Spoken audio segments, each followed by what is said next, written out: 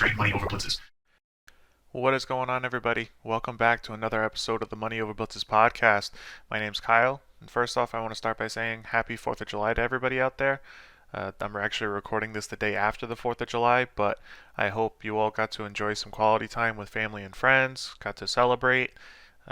Obviously, this year is very different from what we had last year with everybody being locked up with the whole COVID situation and quarantine. But it seems like this year, at least, everybody's a lot more kind of out and about and doing more things. So it's definitely great to see. I know I love to see it. So hopefully you got to enjoy some time with family and friends. Hopefully you got to see some fireworks and or have a cookout or enjoy it however you wanted to enjoy it, really. But without further ado, we'll get into this episode. Today I wanted to talk about the three players that I think are pretty important to have, or at least three kinds of players that I think would be very good adds to your dynasty roster as a contender.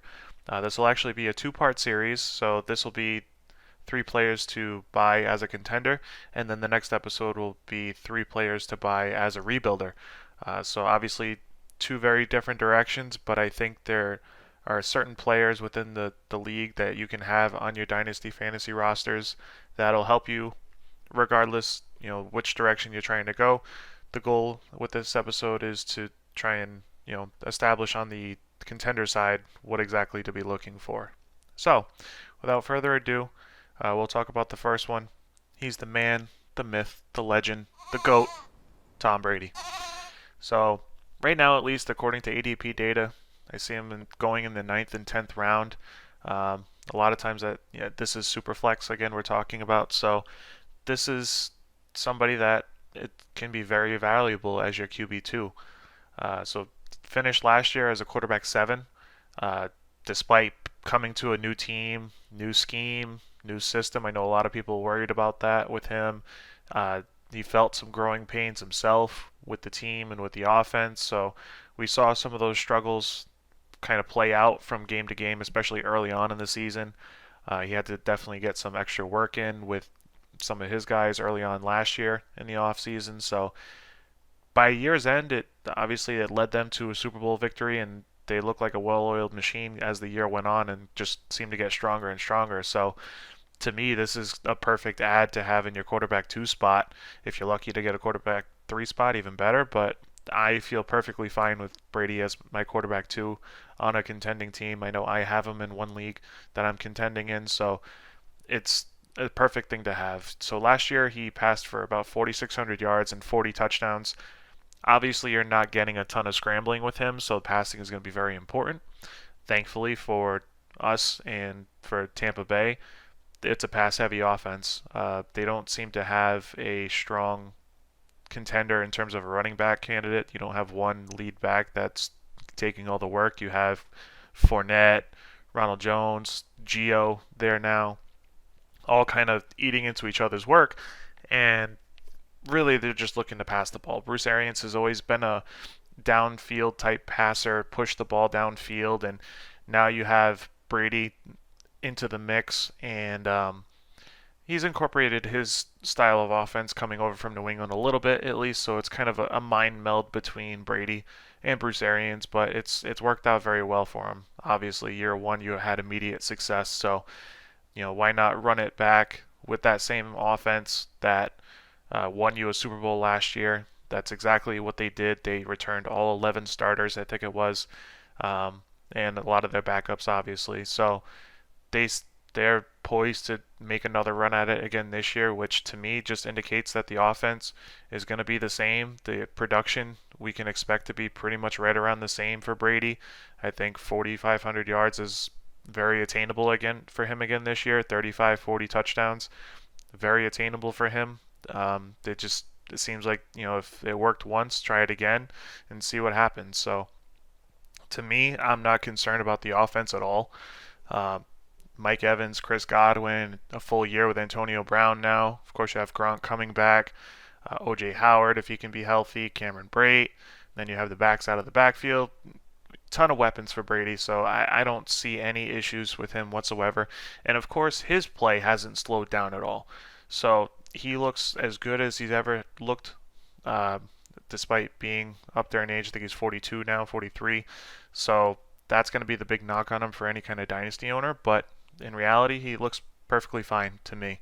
Uh, in my opinion, he could realistically play, after this year, another year or two. He just does not seem to be slowing down at any rate. I know he had off-season knee surgery this year, to do some cleanup, I think it was. So time will tell if that's really gonna be a pain for him at all. But I don't expect it to be much of a pain. From all the reports, it just seems like it was kind of routine maintenance type stuff. Go in for a quick cleanup and call it a day. And obviously, it didn't really affect him all that much last year. So I'm hoping that, at least for his sake and really for my sake too, obviously being a Brady owner, that everything pans out well for him. And yeah, I think you guys could stand to acquire him if you can, if you're either in a startup and you're in that ninth, 10th round and you have your one or two quarterbacks and your roster's looking pretty solid. He's a perfect add. And if you already have a roster set, to me, I wouldn't mind paying a first, or I would probably start with a second round pick plus a little something to try and get the deal done. If that doesn't get it done, bump it up to a first round pick. Don't mess around with it too much. Don't make it too complicated and make it happen. If your team really is a contender, and you're going to notice that with a lot of the other two players I want to talk about today, if we're really talking about being a contender, now you're talking about a late round first, as opposed to anything early. So when you look at the actual risk reward to that, you're getting a proven stud for somebody later in your first round that is kind of an unknown. A lot of those top rookies are going to end up going right away in the first round. So now you're getting towards the bottom of the barrel in terms of that talent for the first round. So I'd much rather, if I have the opportunity, flip it for a true contending type player and put my team over the top to make a championship run. So I could see that deal happening for Brady. I would be on the lookout for anybody else that's on a contending roster. Pay up a first if you have to, but try a second round pick plus a player to see if you can get somebody who's not truly contending, looking to sell off Brady maybe, and take him off your hands, give him some draft capital, because obviously if the team's not contending but has Brady on it, just going to waste him away. So at least give that player some draft capital to do something with, and it'll work out for both sides that way. On to the second player we wanted to talk about. That's Damian Harris, running back for the New England Patriots. Now he's coming in at around 7th, 8th round ADP for most drafts, which is pretty, it's not bad in terms of actual draft capital you're having to invest in. I know a lot of times, even in super flex drafts, you want to invest in running backs early because then they start to fall off a cliff after that. And of course, when you're trying to buy running backs, it's that much more expensive because the tip top options are expensive. They're hard to come by. So in order to try and solidify a lot of our rosters as a contender, I'm guessing, I'm going on the assumption that you already have some good running backs, but you'd like to get some filler in there because, let's face it, injuries happen every year. Guys go down, you have to make adjustments on the fly, and you don't want it to be a completely lost season just because one or two guys fell off. So I think Damian Harris is going to be a good option this year. By all training camp reports, I think one that specifically came out by Mike Reese, he's the decisive running back one in training camp right now, so that bodes very well for him. Obviously, we saw him put in a lot of work last year. Even though it's kind of a crowded backfield, he did get a good amount of work last year towards the end of the year, and we saw Sony Michel start to fade. Of course, they didn't sign his option, his rookie option. So after this year, Sony Michel is most likely gone, unless he, I guess, maybe somehow takes a really cheap, team-friendly deal. But I don't see it happening. I think, out with Sony, in with Damian Harris. They drafted Ramondre Stevenson this year, but I don't see him playing very much at all this year. I think he ends up getting a redshirt year, much like Damian Harris did the year he got drafted 2 years ago now. So the team itself ranked third in run plays per game in 2020. I don't see that changing too much. Of course, they did spend a good amount of money in free agency between two tight ends and two receivers and Nelson Aguilar and Kendrick Bourne. So they could pass the ball a little bit more, but a lot of it is going to depend on who starts. I think Cam is going to end up getting the start to at least start the season. He's going to start at quarterback for the team, but depending on how that goes, they could switch over to Mac Jones. And maybe especially if they're playing just well enough to win, I don't see them making a change mid-year. I think they'd like to, in a perfect world, if you're the New England Patriots, you probably want Mac Jones to sit the first year, or at least the first 3 quarters of the year, and still be competitive. Obviously, that remains to be seen if that'll happen, but that's why they play the games, right? So, um, yeah, Damian Harris, he averaged 5 yards per carry, which ranked sixth despite facing some stacked fronts. So there was actually some good statistics that came again out of Player Profiler. I love that site. So if anybody hasn't used it before, playerprofiler.com.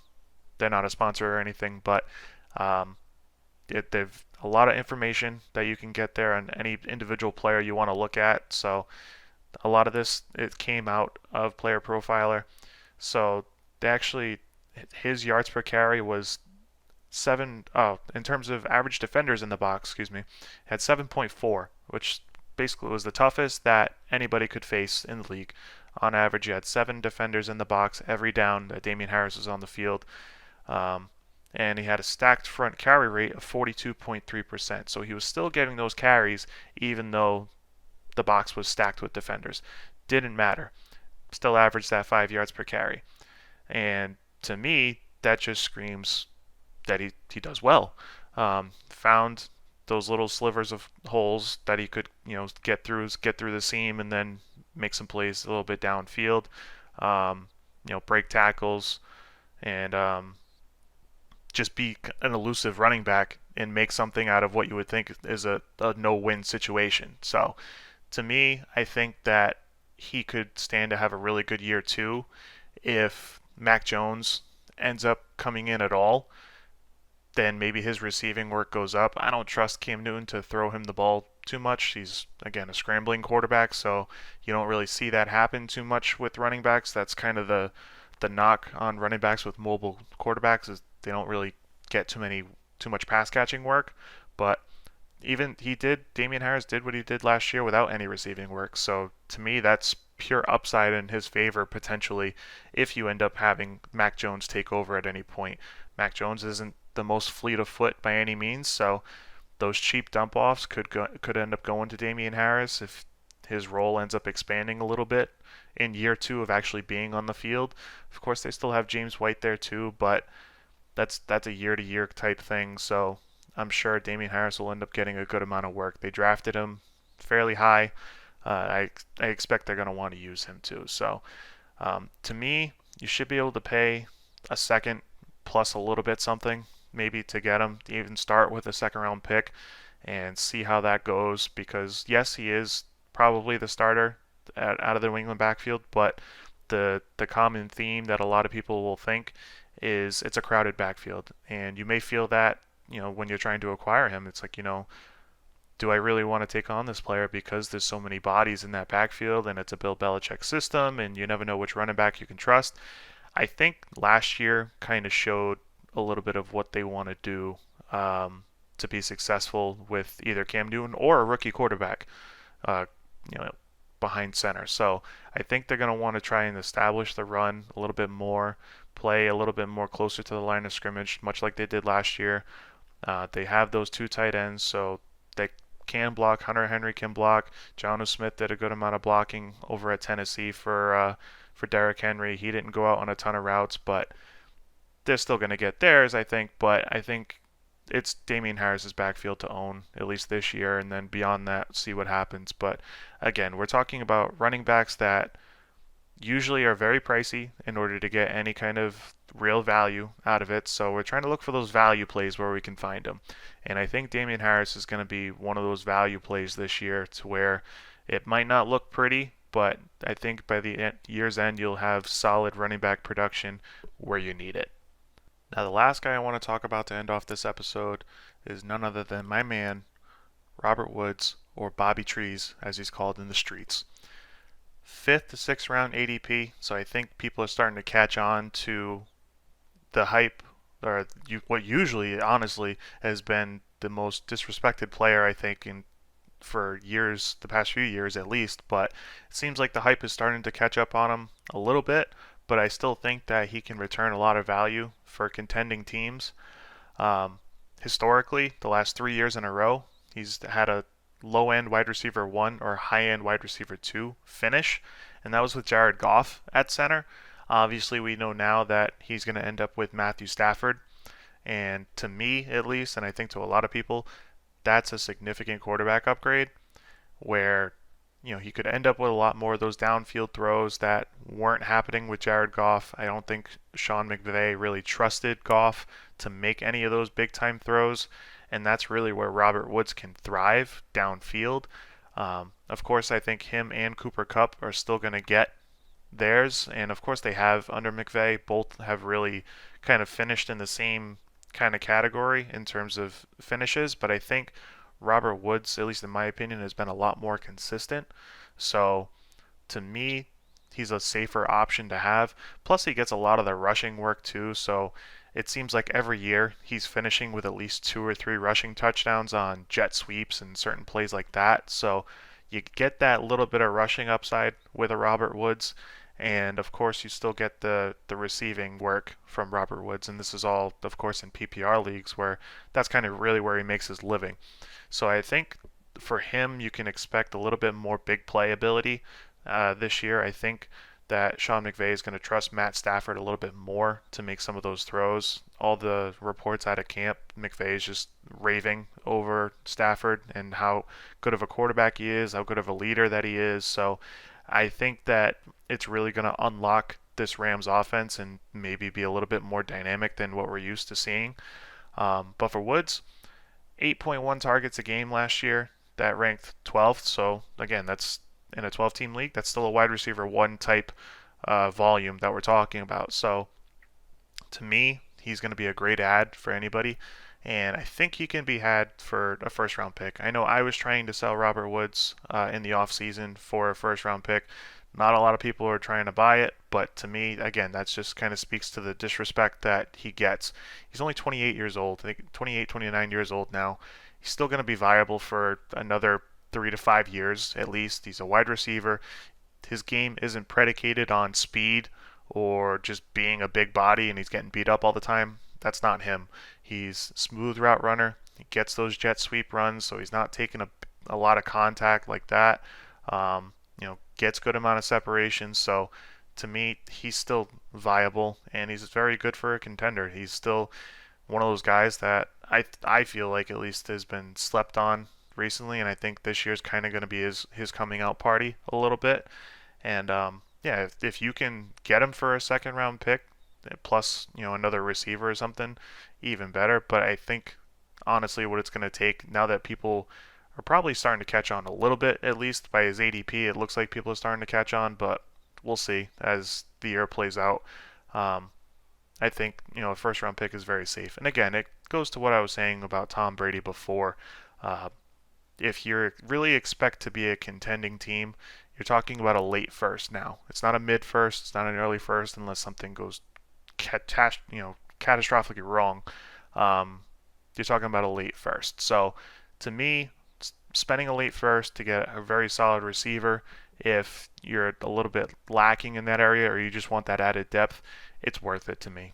So that's all I got for this episode, guys. Again, the episode to follow this will be 3 players for rebuilding teams. So if this is kind of content you like, let me know and we'll keep it going. Training camps are starting to go now. That'll be very interesting. I'm hoping I can go to Patriots training camp, being in the New England area. That should be at the end of this month, so that'll be pretty exciting to do. And yeah, just let me know what you guys think, and thanks for listening. Take care, guys.